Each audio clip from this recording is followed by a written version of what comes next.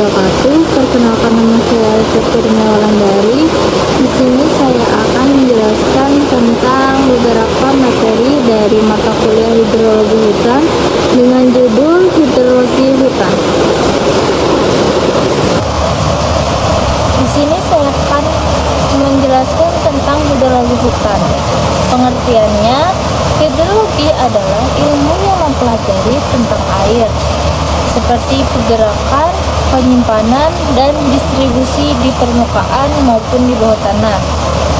Untuk kali pergerakannya, ada bagian hujan, aliran, sungai, dan infiltrasi.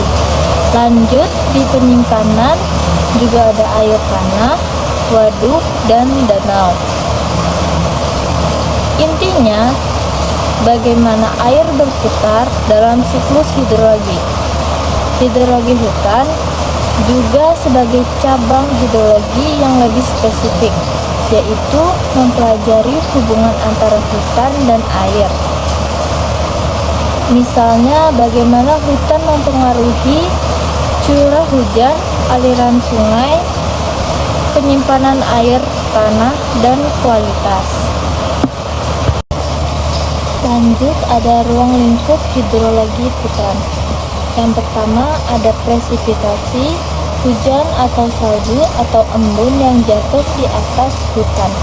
Yang kedua ada intersepsi, yaitu air yang tertahan di tajuk daun atau pohon. Yang ketiga ada infiltrasi dan perkolasi, yaitu proses masuk dan meresapnya air ke dalam tanah. Lanjut, yang keempat ada runoff atau aliran permukaan, yaitu air hujan yang tidak terserap dan mengalir di permukaan. Lanjut, ada evapotranspirasi, yaitu gabungan evaporasi dan transpirasi tumbuhan. Yang keenam, ada air tanah dan das, yaitu penyimpanan air dalam tanah dan pengaruh terhadap daerah aliran sungai. Lanjut, ada daur siklus hidrologi. Yang pertama ada evaporasi, yaitu penguapan air dari laut, danau, dan sungai. Dia akan menjadi transpirasi, yaitu penguapan air dari tumbuhan.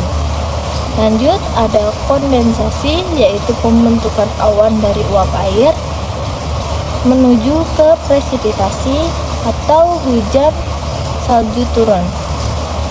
Lanjut, ada intersepsi dan infiltrasi, yaitu air tertahan dan masuk ke tanah menuju aliran permukaan dan bawah tanah, atau air kembali ke laut sebagai siklus berulang.